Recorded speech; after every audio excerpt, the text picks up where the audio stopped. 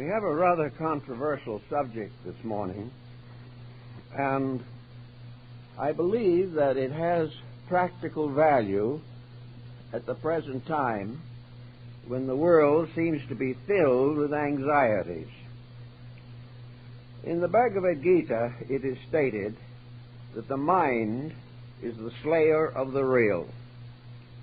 This concept was carried over into Buddhism very strongly.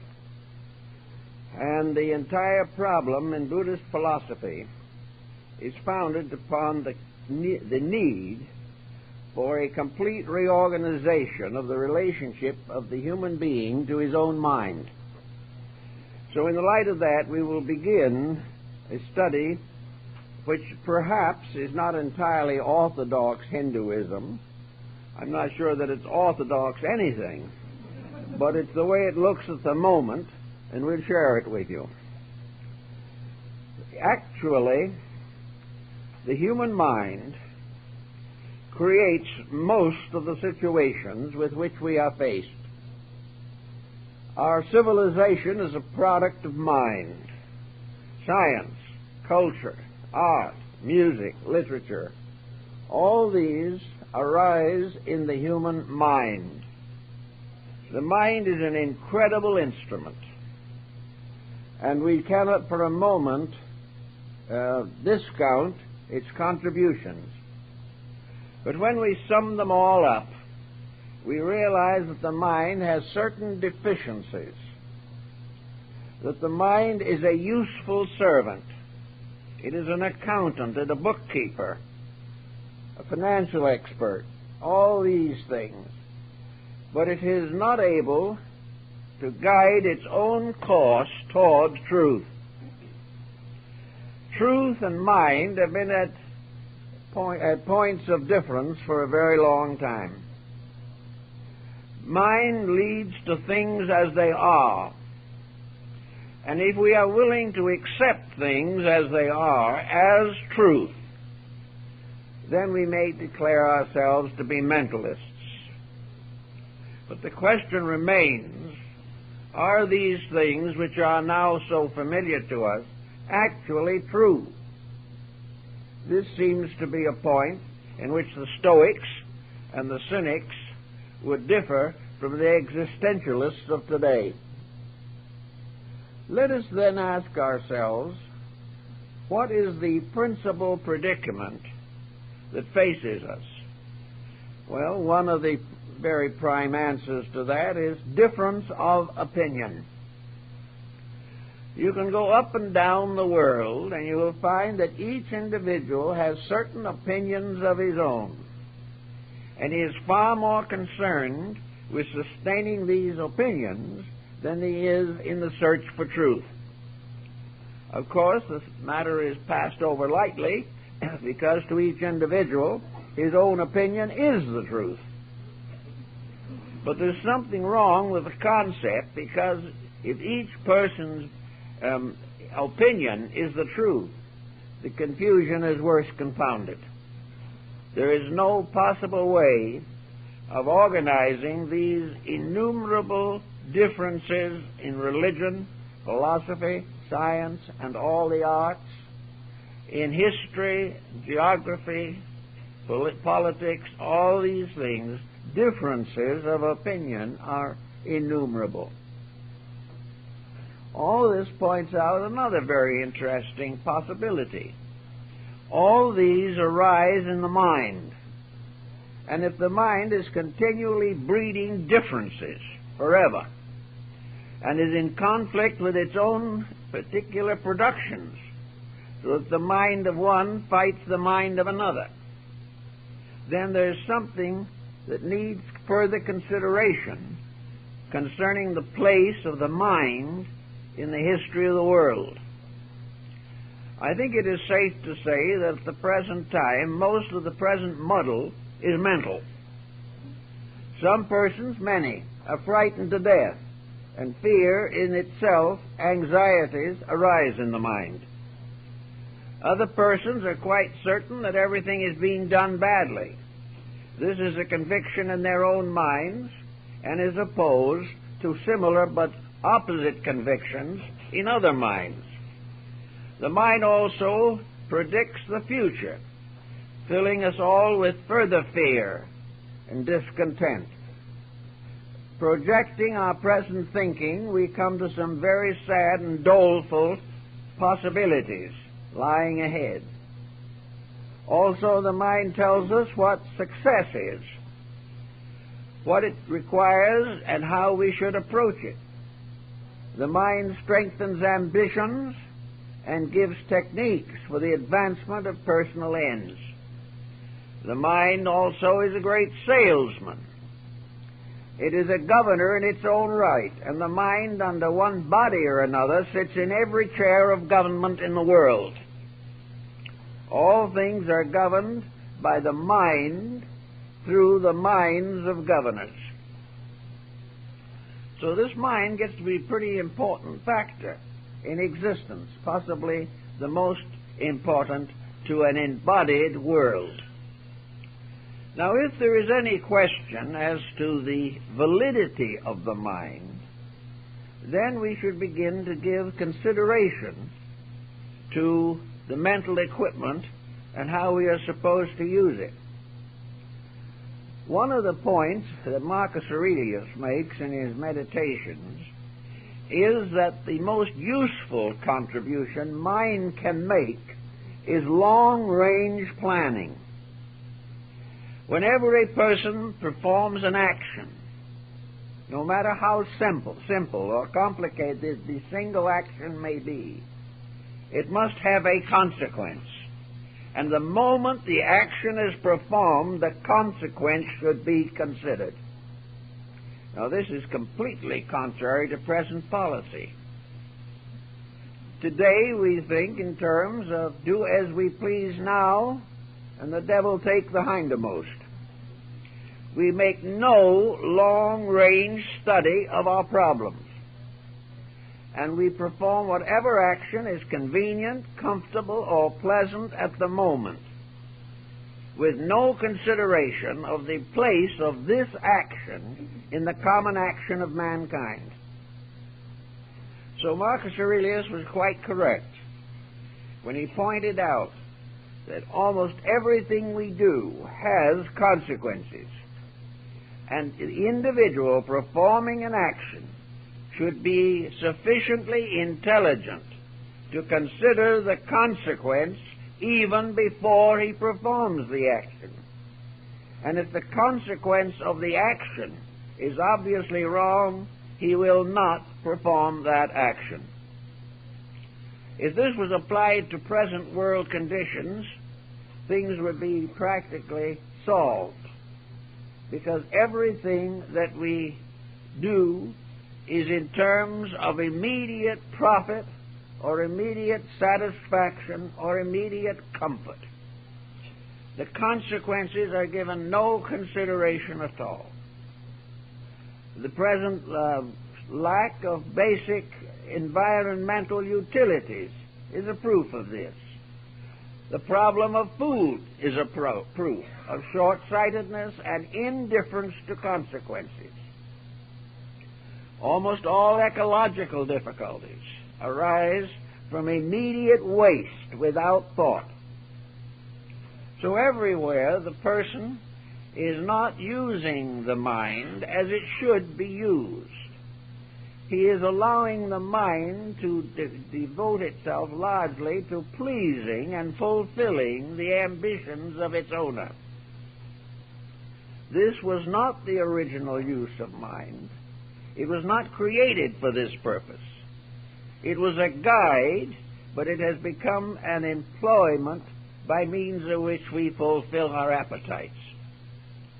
Now, if we consider the matter in the terms perhaps of Oriental philosophy, we can say then that the mind, and this I think is an important point, that the mind itself can destroy only the products of itself. In other words, whatever the mind creates that is wrong, the mind itself can and will destroy. Any illusion that passes for truth will ultimately be exposed. Actually, the mind cannot, however, destroy the natural world. The human mind has no essential influence upon the infinite plan of things. It can only affect the little patterns that it sets itself. It can move a civilization into limbo because it put it there in the first place. It can change the destiny of the individual if he allows it to guide his conduct. And if his mind fails him or is wrong, the consequences are pernicious. The mind, however, cannot touch infinite law. So in the Orient, Chinese, Hindu, Buddhist, we find a certain concept that there is a reality. This reality may be regarded as infinite will. It is distributed throughout every atom of space. It is everywhere, in everything, always. And it is unchangeable. It cannot be altered, compromised, or exploited. Any effort to go against the divine will by the human mind must end in disaster. The mind was made to obey the laws which it learns. And one of the purposes of the mind is to help to educate us as to the universal divine plan of things. The mind is to show us how the infinite wants it done. Instead of that, we use it, in a sense, to take over the divine pattern and reform that which in itself is unchangeable. There is no evidence that the universal laws have ever changed in the slightest degree. They have become more apparent at some times than at others. They have been interpreted in innumerable ways by various cultures, usually by minds determined to adapt or apply universal energy to private purpose. But actually, the laws themselves never change. The infinite purpose cannot be disturbed by the action of human will or intention. If then we are really concerned with solving something, we must try to discover what the law of that thing is. And that law is not enacted or maintained or variously amended by the Supreme Court. That law is the will of the infinite for that which it has brought forth out of itself by the application of its own laws. So we live unlawfully in a lawful universe and somehow feel that we can succeed in living our own way regardless of its relationship to the infinite will. Again, Marcus Aurelius points out very definitely that the patterns by which we live, if analyzed carefully, are supremely stupid. Practically everything that we do is foolish. Our motives are foolish. Our objectives are foolish. The whole pattern of our way of existing in our present way is to overlook and forget the law and emphasize the comforts. Each individual is surrounded by certain inevitable facts, and he tries to forget these to the best of his ability. But even though forgotten by his conscious mind, they're in no way weakened, altered, or removed as patterns of power. Man is born, and man suffers, and man dies. And in the interval between birth and death, there are years, sometimes a few, sometimes many. In these years, certain experiences are possible to the human being. And one of the questions we must ask, if we are thoughtful, is what did the infinite will determine that we should do with the finite years of our own living? If we live in this world 80 or 85 or 90 years, what were we put here to do? Now, we very carefully avoid this question in practice. We are not interested in what we were put here to do. We are interested in doing as we please as long as we can. We are not wise enough or long-range enough to take care of ourselves properly. And there are thousands, millions of people every day who are shortening their own lives by their own foolishness. But this has no basic effect upon their thinking. Also, many build these years of life into programs which finally make them unfit for creative thinking. They cannot think solutionally of anything except stocks, bonds, and real estate. The stocks, we know what their futures are, and we know also that the bonds are just a cut better sometimes. And as far as real estate is concerned, we will ultimately inherit only the plot in which we are buried. All the rest goes to other purposes. And today, due to the expensive and scarcity of land, cremation is taking over, and our ashes will be dumped in the ocean. We can no longer afford even the ground for a grave. And yet we are talking constantly $1 million worth of this, $1 billion worth of that, and the importance of having an adequate munition with which to support and protect what we have. There are no munitions in the world that could be as protective as common sense. But we have not yet come to that degree in our thinking. Marcus Aurelius, at the end of the first chapter of his little meditation, says that fame is no more important than oblivion.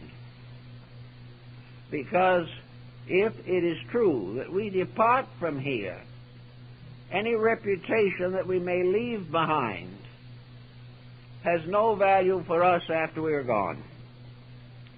We may live magnificently as far as our own thinking is concerned, but if there is any reputation that will endure at all, it is not our estate but our conduct which will ultimately be honored. And it is the honoring of conduct that is one of the rarer things that we have. And because we are embarrassed and ashamed of our own conduct, we spend time now, year after year, tearing down the conducts of those whom we admired previously, simply to bring them down to our own level. Now, with this mind problem, what are we doing? How are we going to handle this problem of our own careers? If mind is not the ruler, then what is? Actually, the Buddhist opinion on this matter is rather, I think, simple. Namely, that to the degree that we relax the intellect and permit the internal part of ourselves to come through, to that degree, desirelessness leads to truth. Desire is forever between us and truth. In the cause of desire, we compromise truth every moment of our lives. And we make it a law, practically, to pervert realities in order to advance careers. And we penalize the individual who lives as he should. Now, this penalizing process is most discouraging. But at the same time, it is not an excuse for compromise. Compromising is a means of putting ourselves into those patterns which are destined to fail. Compromise makes us one with the grand mistake of mankind. It gives us no future. It promises nothing but ultimate disaster. So in the Oriental system, we come into a pattern in which the plan, Taoism, the plan, must be allowed to shine through. What we want is not important. What must be and should be is all important. And if it interferes with personal success, that personal success is best interfered with. We are working toward a realization of something. Now, in our daily living, in these complicated eras, we are slowly becoming aware that what we are doing is not working. We also know that it has been tried for 10,000 years. It has never worked.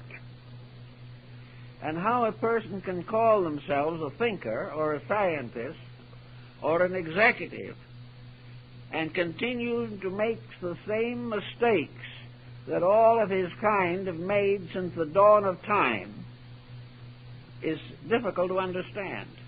But it is part of this philosophy of immediacy. The future, so what? The most important thing is now. We must have it today. We must finish it today. For somehow we realize that even tomorrow is uncertain. So in this particular phase of living, we are now under a new threat.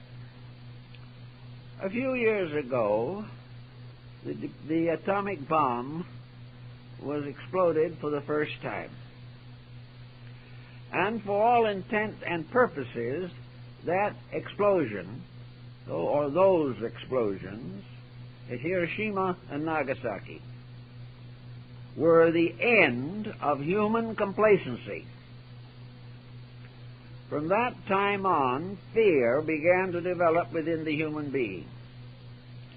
He discovered that his ingenuity has enabled him to create a means of self-destruction that is more astonishing and more final than anything he ever knew before. It was bad enough when he threw rocks at his enemies. It was even worse when he used bows and arrows against his friends.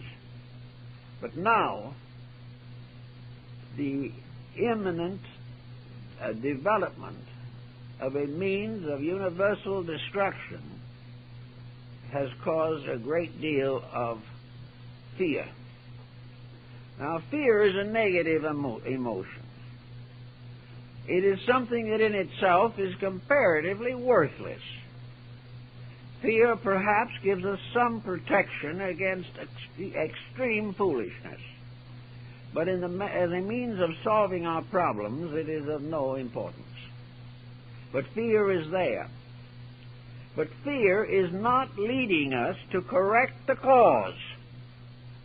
Instead of our fear causing us to find some solution, fear is leading to the multiplication of nuclear armament to make sure that everybody has more than they know what to do with of the power to destroy themselves. Now, this would be a very tragic thing, except as the Orientalist suddenly realizes, and has always believed, namely that anything that can be destroyed by the nuclear bomb will die anyway. This is something that we haven't taken into consideration, namely that the whole structure is locked within matter, material things, cities, towns, institutions, races, nations, political systems. All these things are physical, material things. Wealth is a physical thing. War is a physical thing. These are all part of nature which we call material, physical, belonging to this world, part of the corporeal structure of life. Some years ago, when the atomic bomb was still in its earliest stages, I knew a number of persons who built bomb shelters. They thought they were really long-range thinking. They never really studied the problem of the shelter they were building. Some fast salesman sold them the idea, but actually the whole theory was comparatively worthless. It was another phase of mental escapism. Most of the persons whom I knew that built those bomb shelters to protect them against the fiery death from the sky, most of them are already dead, and they've died in their beds. And the bomb shelters are now used for garden tools, or for food storage, or as a playpen for children.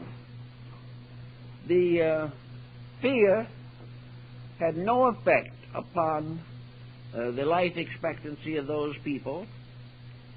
Perhaps they felt a little safer with the shelter, but it never had anything to do with it. Every day, many, many times as many persons die of natural causes as died in the original atomic explosions. We are killing more people today on the highways with drunken drivers than it is at all likely we will lose in the next world war, if there is one. The individual doesn't measure things. He doesn't think anything through. He doesn't realize the mayhem on the highways. He doesn't realize that while he is frightened to death of a nuclear bomb, he is perfectly willing to drive a high-powered car under the influence of alcohol.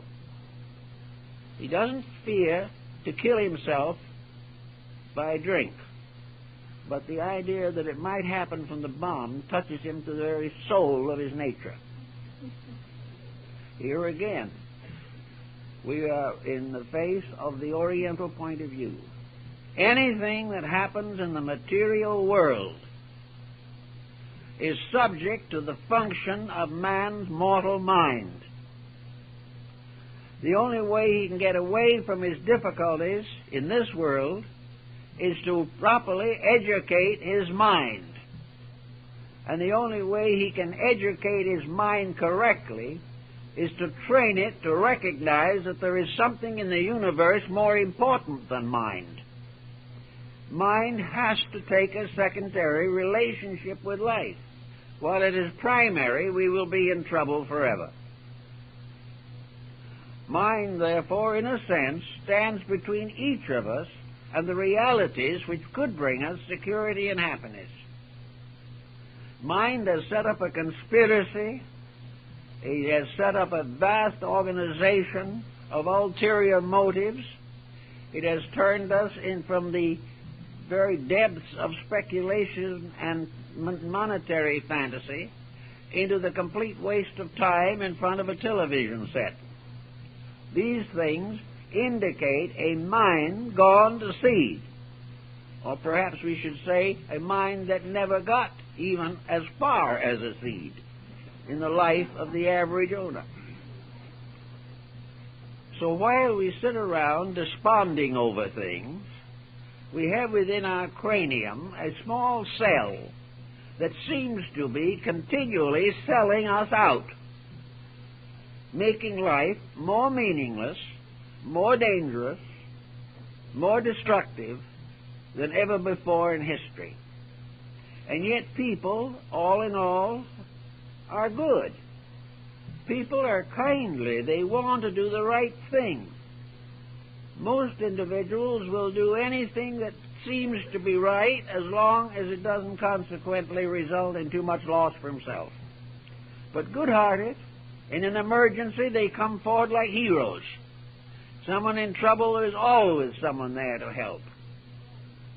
We are ready to feed the suffering and the hungry, take care of the sick.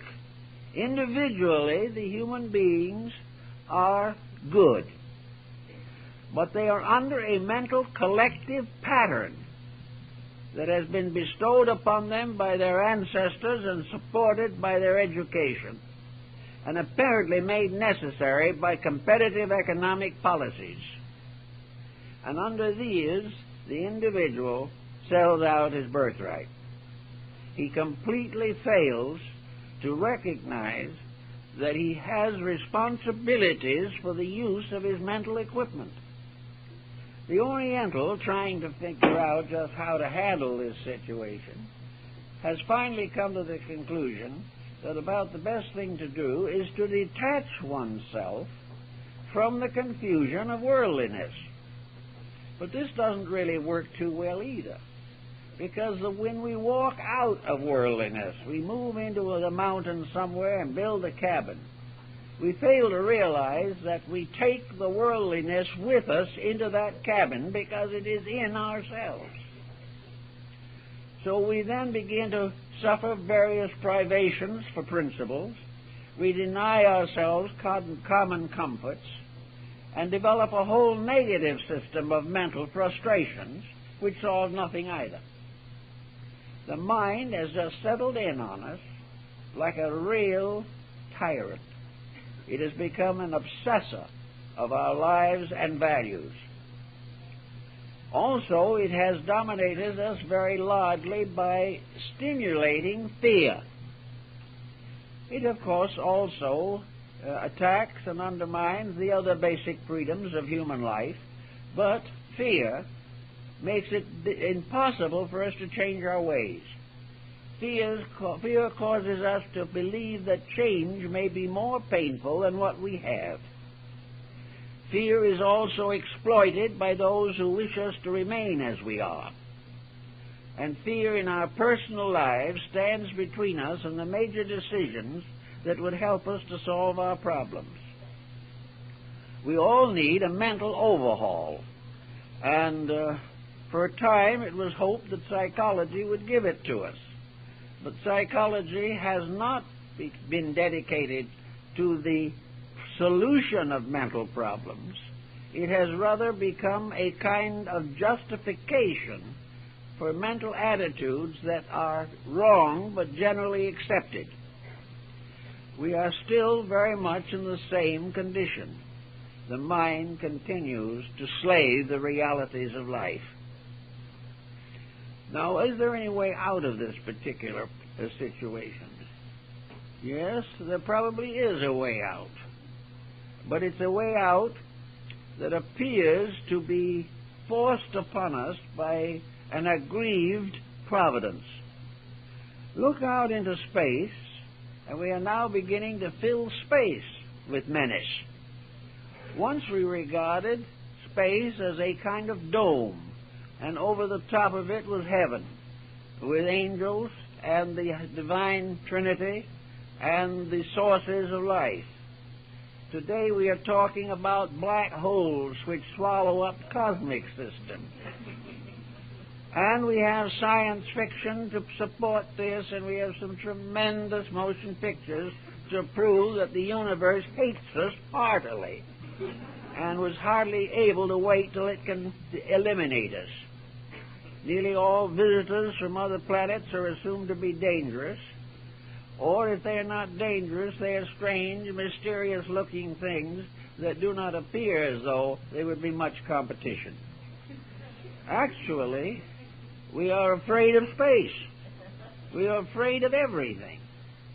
We have not discovered in our own hearts and minds that we are part of an indestructible expanse of life, that space from one end to the other is immeasurable.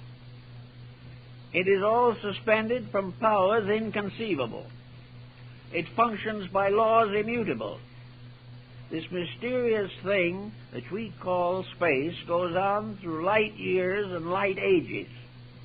It is filled with living things. And over these living things, the human being has no power whatsoever. The only authority he has is attempting to take over the proprietorship of this little molehill which we call the earth. But even if he takes it over, what does it mean? It means that he is on a small island somewhere in the edge of an infinite ocean. Even if he should conquer the planet, what does he have? Nothing. And when he does finally conquer it, he has a few years, and then he must lie down and be conquered by the very earth he has taken over. The whole thing is completely beyond his control. He cannot change the infinite way. He cannot alter the great motions of the thousands and millions of suns and their planets way out yonder. He cannot even count the stars in the Milky Way. Every time he has a new telescope, he finds more stars. They go on and on and on. Hypothetically and scientifically, we say we have conquered space when we put a small projectile out there a few miles and feel that we have actually outwitted the ages. Nothing has changed. We are still exactly what we were. Our link with reality is our only value. It is the fact that somewhere lurking within ourselves is that unit of power which sustains all things. This is our wealth. This is our treasure. This is the reason for our existence and the means of that existence. We can never conquer anything except our own ignorance. And we can only conquer that when we use the whole creation as a vast symbol of an infinite power which we must obey. We cannot take over. We do not even know the morality of space. We do not know what is good and what is bad way out there. We measure all things in terms of our own comforts and discomforts. We do not know whether those planets that disappear and those stars that fade away actually die, or whether, like the human being, they pass out of a body to be born again. We can find no death in space. We're not at all sure we can even find it here. But what we call death is a change of worlds, but is it a change of condition? We do not know. We have dropped a body, but this does not mean that we have died. So with all the uncertainties and all the fears of them, with millions of people fearing life and hundreds of millions fearing death, what have we accomplished? We are fools as we were before, as Faust says. We have not understood or given our attention to the final solution of things. Now, the final solution of things is also a matter of acceptances. When a person follows a wrong pattern for enough years, a good pattern will hurt him or make him feel uncomfortable. He will not want to change, even though he realizes that his present course is fatal. He does not want to understand life, even though he knows that he must sometime face a change. He is just beginning to think seriously about life after death. And he is not yet able to create a philosophical insight or a mystical insight strong enough to comfort him in the years as they come to an end. All of this is part of a little plan, a little pattern which we have to live by within the great pattern. And our only great hope or ability to handle this situation is through the complete reorganization of the processes of the mind. We've got to do something to get the tyranny of the mind off of our backs, for it rides us as the old man of the sea in the story of Sindbad the Sailor. Now, in this problem also, we have another factor. What is this mysterious energy that is released by the bomb? Years ago, we had here on the Los Angeles Times a science commentator who wrote a daily column. I think his name was Lal, and he was a Hindu. But he wrote for many years. And I remember that in one of his columns, he discussed the fact that it appears that the ancient Hindus knew about the atomic bomb. He said, for example, and I suppose anyone who wants to can check it, that in the Ramayana, which is one of the great classics of India, it's a sort of like the Odyssey and the Iliad of the Greeks, a magnificent epic poem, that in the Ramayana, Sita, the wife of the avatar Rama, is kidnapped and taken to the island of Lanka, Ceylon, which has now become Lanka again, by an evil king known as Ravana. And Rama gathered a great army and gained the assistance of the king of the apes. And all together they built a bridge and invaded Lanka and rescued Sita. But the point that is interesting is that it is said in the book that Ravan, the evil king of Lanka, became so angry when he realized that his cause had failed that he shouted and screamed and tore and went about with such terrific combustion that, to use the statement in the book, it was as though an atom had been split. Now, whether this is understood correctly or not, we don't know, but it is an interesting thought that when you get very angry, go into hysteria, maybe some kind of an atom is getting split. There is an irrational release of energy. There is a tremendous power breaking through that is going nowhere. A great temper fit is a tremendous tempest.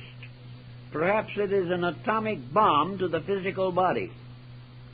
And if it gets far enough out socially, it can be a bomb disrupting society. A false, negative, destructive release of energy from within ourselves can be fatal, not only to our own lives, but to perhaps the whole society to which we belong. Therefore, the problem, first of all, to follow the Buddhist concept, would be that the individual has no reason to fear the bomb, or fear any of the types of emergency that result from Ravan becoming angry.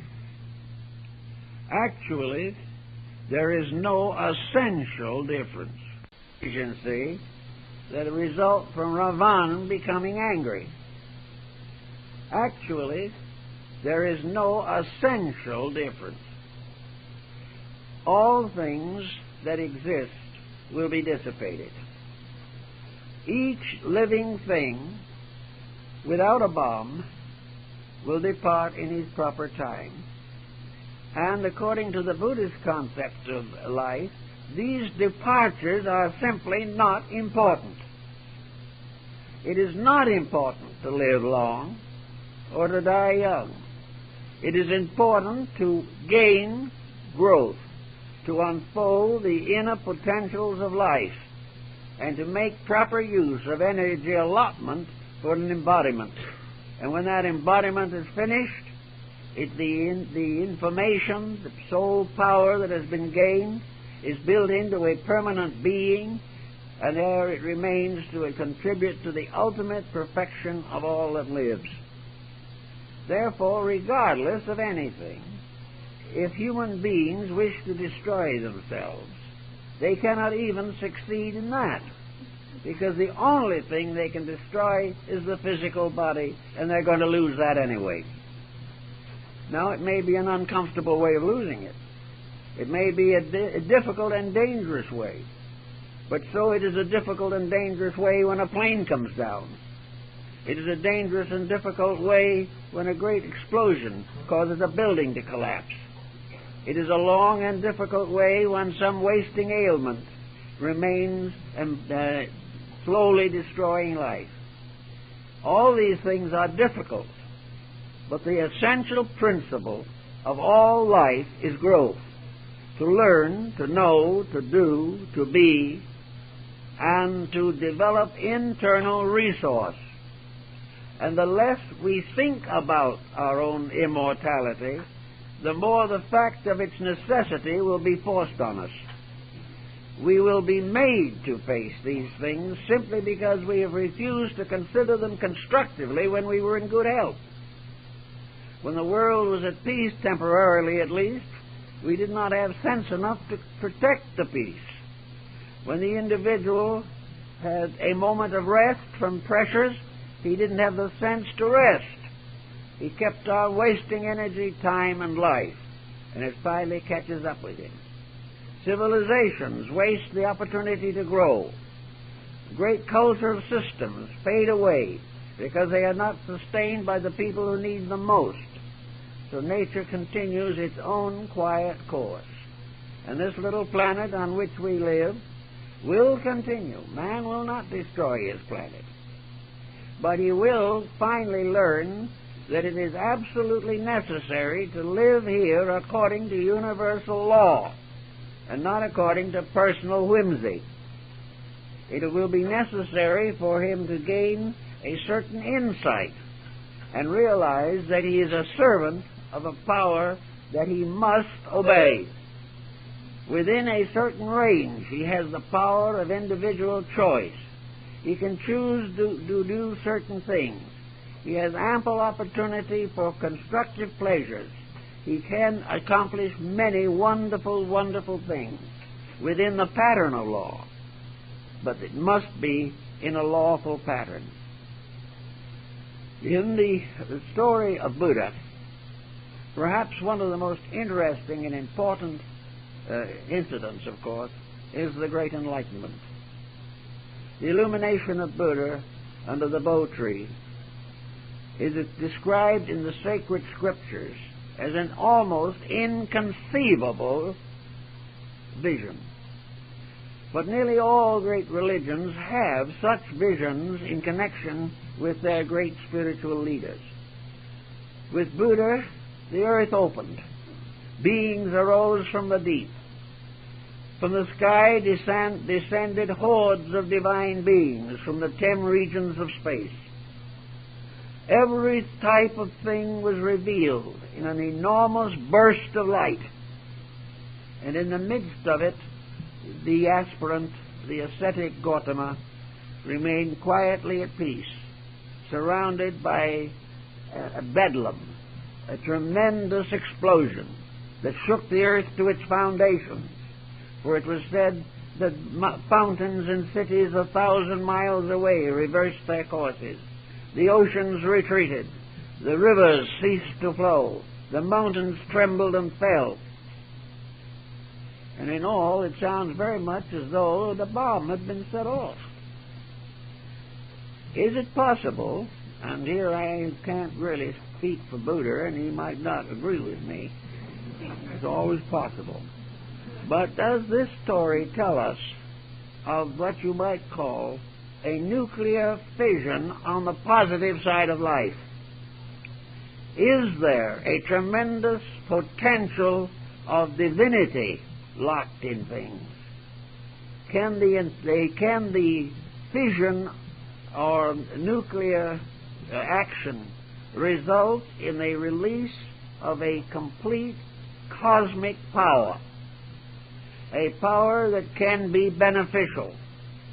If this power is released through the ascetic, through the mystic, through a mystical experience, it then and that way only means that the cell of consciousness within each of us has split, and out of that comes cosmic consciousness. Out of that comes the one great experience of illumination. Is illumination the soul fission within the human being himself? Can it also occur to a world in misery and pain? Is it the final release of the overself? Is what we could call a mystical experience carried to an extraordinary degree result in the sudden distribution, diversification of the individual? Or, as we find in the Book of the Great Decease of Buddhism, where Buddha declares that he will not return again as a person, but will return again in every living thing.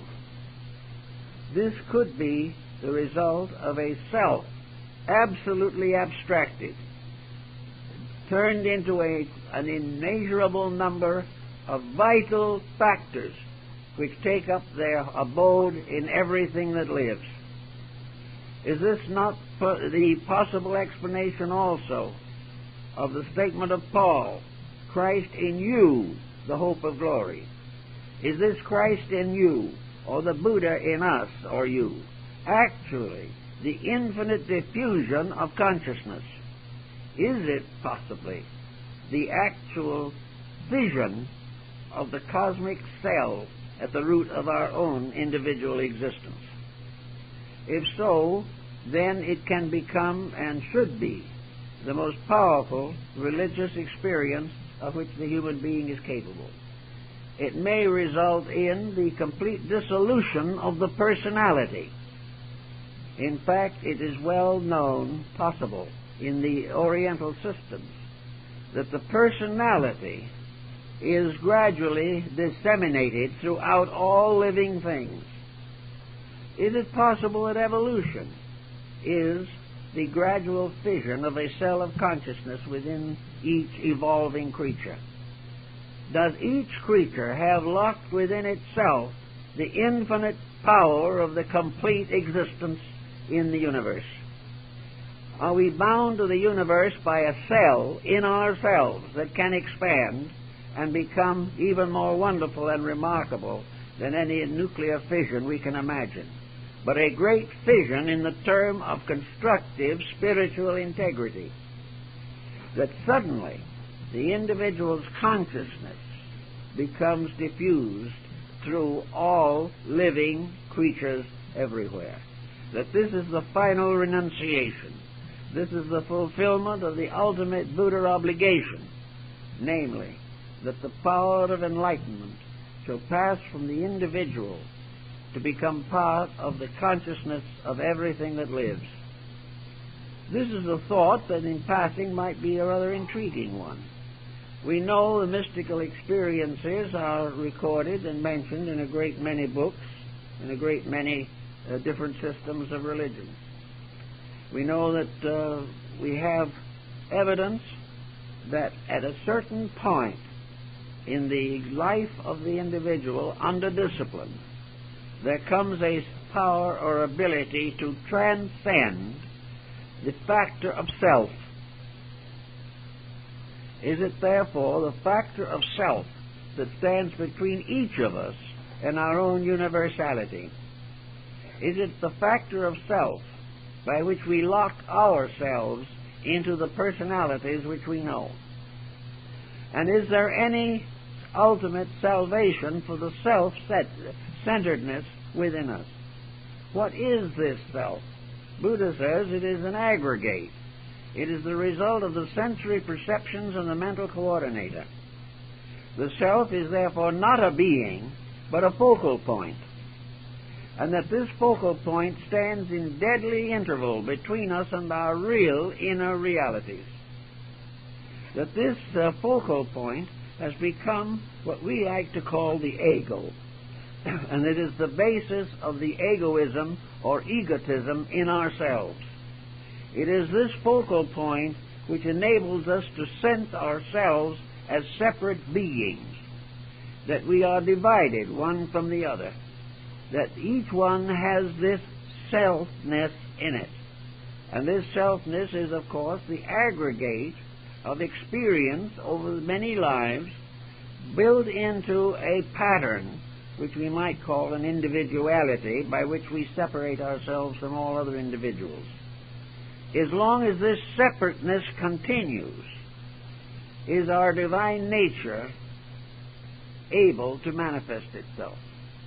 Life is universal. Form is particular.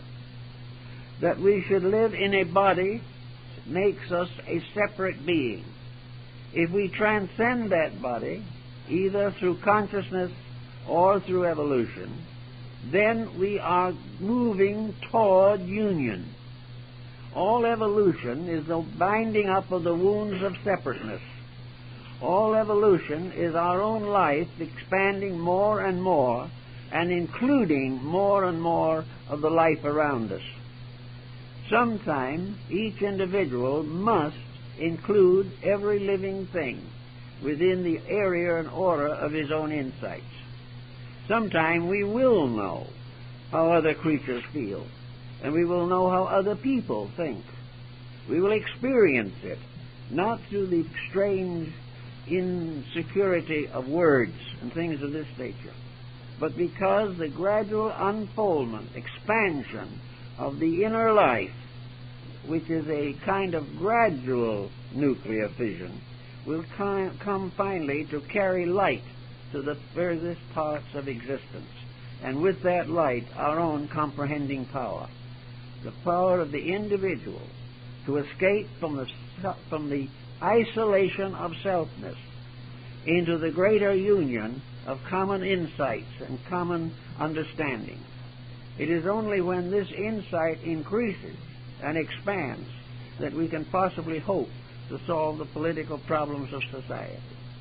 We cannot solve our problems by trying to convert each other. We have to solve our problems ultimately by releasing light from within, a light which shining as a mysterious spiritual kind of light permits us to share the inner life of other people. We must have a light from ourselves that can shine into them and see them inwardly as we now see them outwardly. And as we see them qualitatively by the light of consciousness, we will then understand their motives, understand their peculiarities and their problems, and will find the necessary charity to build a better world. Now, the question always is being asked now by physicists and people in these fields, how worlds are born. They think they see stars coming into existence, great bursts of light in space.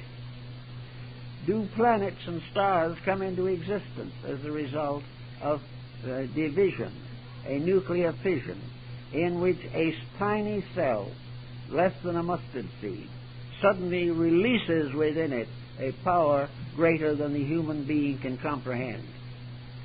Can we face this? Can we realize, as we do now, the incredible energy, the incredible power, the unbelievable life locked within a single cell? Can we see this and sense it, and not realize that in some mysterious way we are cells, and that this same kind of life is locked within us, that in somewhere in the depths of ourselves is the power to shake the world to its foundation, a power to expand our own inward life until we too become universal. The question has always been, where does evolution go? It would appear that evolution would go towards the constant unfolding of the power of this nuclear cell within ourselves, which is the divine power. As far as we know, nuclear fission has come the closest of anything that we have experienced to the realization of the infinite power at the source of existence. A power that is not only a tremendous physical energy, but we're going to learn ultimately that this power has also a great moral code. The nuclear fission experiment involves a release not only of power, but of laws. Laws, rules, and patterns that we did not know before will come into force. Everything we discover, we must either use or abuse. If we use it well, it advances us. If we abuse it, it destroys us. And the same will be true in nuclear fission. If we use this power, it can advance our destinies immeasurably. If we abuse it, it can whip back at us with a tremendous reaction, a reaction which is only an aspect of karma, because we deserve it. Here we have gone along for thousands of years, failing almost completely to experience the mysteries of our own birthright. We have gone along year after year, generation after generation, nation and race after one after another, without actually getting down to the great facts of life. Some have felt that these facts cannot be known, but the truth of the matter is that we have not tried to find them. We have used one little tiny bit of energy in the search for truth, and all the rest of our energy in the search for profit. And this problem has locked us within a situation which is contrary to God's will and natural law. We know that nearly all sickness in life is due to obstruction. Nearly everything that moves and has its proper circulation functions normally, but obstruction leads to congestion and death. We have for ages obstructed the flow of life.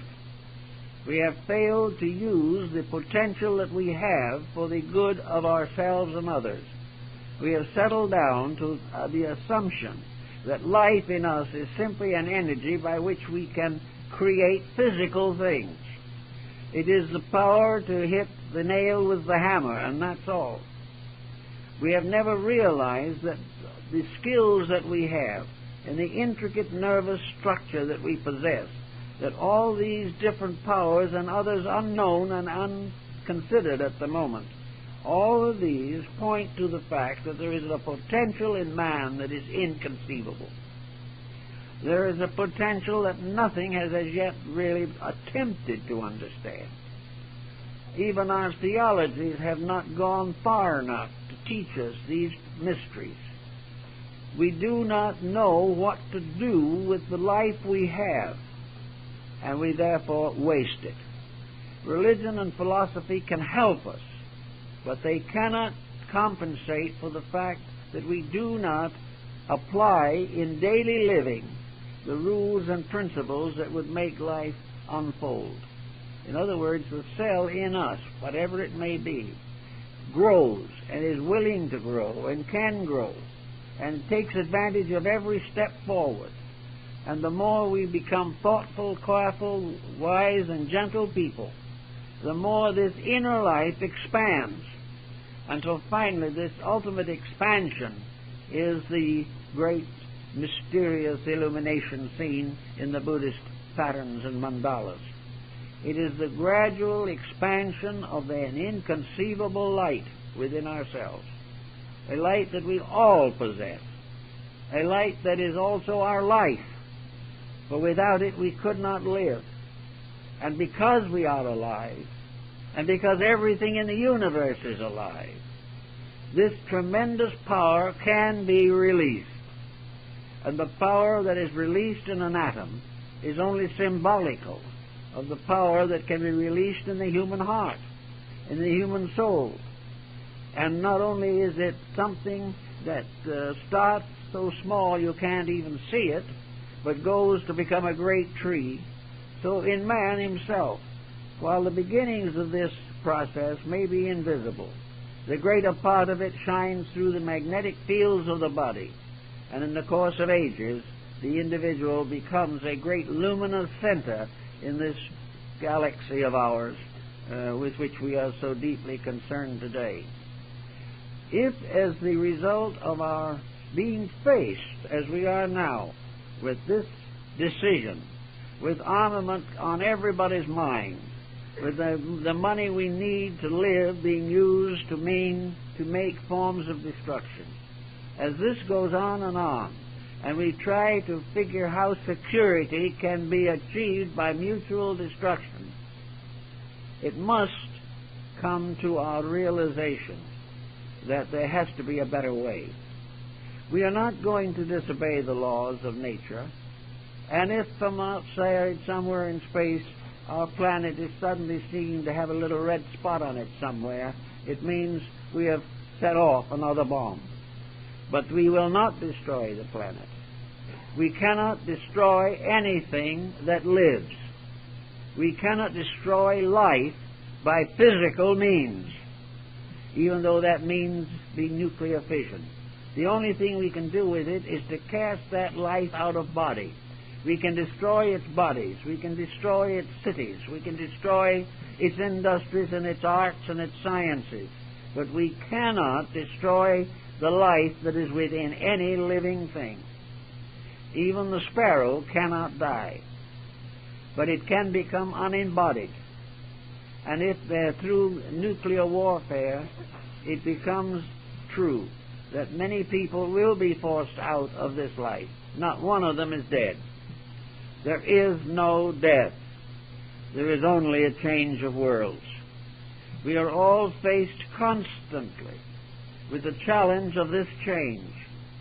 We are all faced constantly with the realization that all kinds of sorrows and mysteries hang over us, any one of which can take us away without much attention or notice. But we are not too much afraid of this because we believe in something. We believe in a life beyond, a life that is greater. We must face our problems of nuclear fission in exactly the same way. We know that while some may be sacrificed if the process continues, that nothing will die. The planet will not be destroyed. There will not be an extermination of the human race. There will be a destruction due to the fact the individual has deserved it from a complete failure to maintain the ethics which would have made this situation impossible. If the individual had lived by the Ten Commandments and the Golden Rule, if he had listened to the Sermon on the Mount and practiced these things, if he had been the type of human being that man is ideally conceived as being, we would never have this problem. We have this problem because everybody has done as they pleased, and they have not been pleased with what they have done. They keep on adding to their wealth and impoverishing themselves. They keep on trying politically to solve problems that can only be solved by integrities. And even as they go along, they find it difficult to find proper candidates for office who might be a little more honorable than they are. If the candidate is more honorable, they are afraid of him. If he is less honorable, they are afraid of him. Fear continues. All because in this great structure of human existence, we have simply failed to be human beings. We have simply become organized units of self-centeredness, and we are suffering as a result. Now, how far that suffering is going to go will depend largely upon ourselves. But there is also something else that we can, I think, believe, and Buddhism supports it, that karma does not fall unfairly. Karma does not destroy that which does not deserve it. Karma does not injure the virtuous.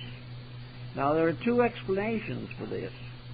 One which we would like to believe, and another which we might not like so well, but which is equally honest. We can say that virtuous are not damaged by karma for the reason that understanding karma and understanding themselves, they realize that the karmic reaction is just, that it is part of a process of learning, that unless the Lord chasteneth us, we continue to make us mistakes forever. So that we can say the innocent are not punished in the sense of the person who is bewildered, frightened, and believes that everything is unfair. On the other side of the problem, there is that the individual who does not deserve a certain type of karma, according to all of the Oriental philosophies and according to Christianity, the individual who does not deserve punishment will not be punished. And though there may be a great separation of the wheat and the chaff, that the virtuous person will stand, that heaven will reward those who deserve it. There is no malice in anything. Even in a great disaster, there is no malice. There is no hatred. The universe has not turned against us. All these things are part of a process of growing up. We start as small children, and like small children, we first of all are completely dependent upon our parents. Therefore, we regard these parents as divine. They are heaven sent. Then slowly, as we get a little older, we begin to have minds of our own, and we begin to experience the emotions of egoism with which all human beings are afflicted at some time. We begin to find ways of escaping the rules of our parents. We try everything you can think of, including temper fits, to get our own way when we don't deserve it. These temper fits in society are wars, outbreaks, and common disasters. As we get a little older, we become more and more responsible for our own actions. We pass through educational processes in which, as nations and peoples, we see the consequences of our own conduct. And finally, we enter maturity. In so-called maturity, we are supposed to be able to rule and govern our own conduct properly.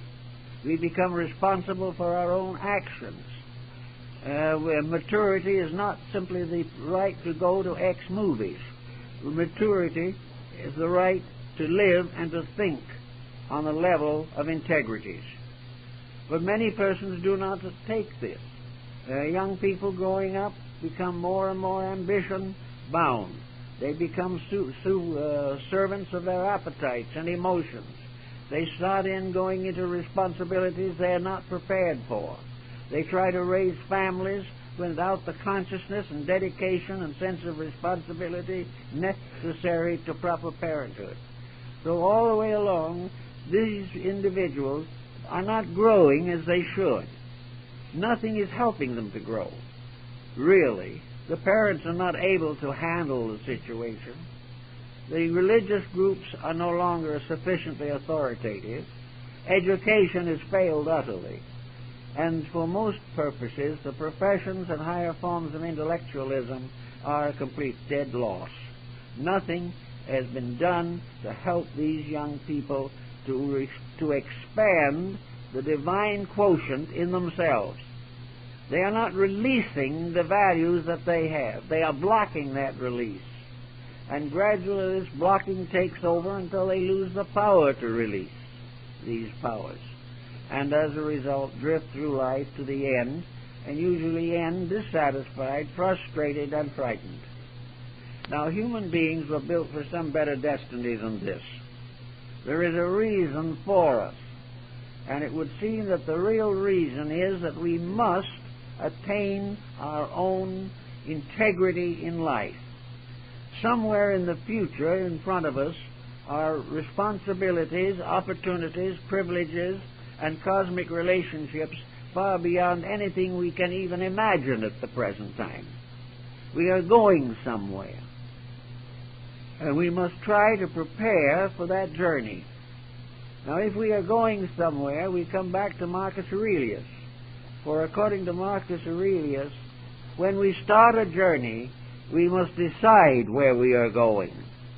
We cannot simply drift along and hope that the tides of some cosmic ocean will bring us to shore. The moment we begin to live, we must begin to plan the reason for our own existence. And we have to follow two levels of thought. We have to prepare for our material existence here. And that should take the lesser part of our consciousness instead of the greater part. It is simply that we live here quietly and economically and simply within the providences of our opportunities and privileges. And if we lived moderately and economically and thoughtfully, there would be enough to feed twice our present population till the end of time. But instead of that, we go off on all kinds of tangents, waste natural resources, think of nothing but our own satisfactions and comforts, and have no plan whatsoever for the future. Internally, the higher aspect of our planning should be that we are planning a dedication. We should be deciding within ourselves the realm of service in which we hope to contribute to the good of all humanity. We hope sometime to be faithful servants in the house of the Lord. We hope that someday in the due course of time, we shall come to a spiritual maturity, in which, having dedicated ourselves to those values which are real and eternal, we will gradually transmute all our potential into a potency for service, for life, for fulfillment, for growth, and for understanding. In other words, in a sense, we shall become as gods, knowing good and evil. We shall be dedicated to the service of the great plan which has produced us. We are not the result of physical or biological accidents. We are part of a cosmic purpose. We are born in this world to do certain things, to grow, to gain, to understand. We are here to temper our unconquered and undisciplined attitudes. We are here to make friendships and overcome antagonisms. We are here to be constructive factors in the social world to which we belong. And like the Hindu, we are here in order to pay the debt that we owe the parents who brought us here, and we pay that debt by bringing our children into the world and trying to give them every opportunity to understand the truths of life, which are the most important things in the world. We have a very simple way of life, but it can be extremely enjoyable. There is no discussion of penances or great tribulations or stupendous sacrifices. Rather, there is the simple statement that happiness is keeping trust with that great mound of cosmic energy that lies at the root of existence, this tremendous blazing star of the infinite. This is the thing that we must keep faith with, for as we do so, we come more and more into the experience not only of the divine wisdom and the divine strength, but also the infinite love which governs and rules all of these procedures in life. We suddenly discover that this universe is also a kind of nuclear cell on the level of affection. For the time comes when suddenly the personal love that we have in this world expands into a love of all that lives. Again, a cell is split. A great release of energy makes it possible for us to gradually become aware of the infinite tenderness and mercy of life itself. Everything that we seek is gradually unfolded for us if we will live according to the rules of the game.